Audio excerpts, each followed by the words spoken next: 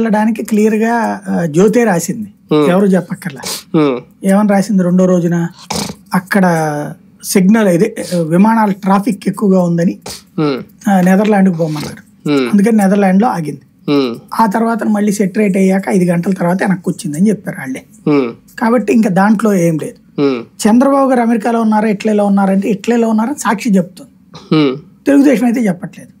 అమెరికాలో నువ్వు ఉండొచ్చు, మనం సర్టిఫై చేయలేం కదా. నాయకులు విదేశీ టూర్ల మీద ఎందుకు ఇంత హడావుడి నిజంగా రాజకీయ పార్టీలు? అంటే మన ఆంధ్రప్రదేశ్ లో ప్రతిదానికి కోడిగుడ్డు మీద ఏకలేరేటటువంటి వాళ్ళు ఉంటారు.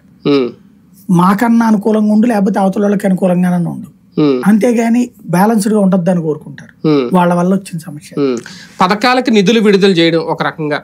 లాస్ట్ టైం ఎన్నికలకు ముందు తెలంగాణలో రైతు బంధు విషయంలో ఏ హడావుడి జరిగిందో ఇక్కడ కూడా ఆల్మోస్ట్ అదే జరిగింది. కానీ అక్కడికి ఇక్కడ డిఫరెన్స్ ఏంటి అంటే, ఎన్నికలు అయిపోయిన తర్వాత నిధులు విడుదల చేసినా సరే వాటిని పంచే విషయంలో ప్రభుత్వం ఆలస్యం చేసిందనో, లేదంటే పూర్తి స్థాయిగా నిధులు రాలేదనో ఇప్పుడు పంచినట్టున్నారు, నిన్న ఏదో రిలీజ్ చేసినట్టున్నారు. ఏంటి రాజకీయం? బేసిక్ గా ఎన్నికల టైంలో ఆపడం అనేది నైతికత. ఆపకుండా ఆ టైంలో వెయ్యాలన్నటువంటిది వీళ్ళు చేసింది. చంద్రబాబు టైంలో ఆపలేదు, ఇప్పుడు ఆపుతున్నారు. దాని వెనకాల ఉన్నటువంటిది అదే.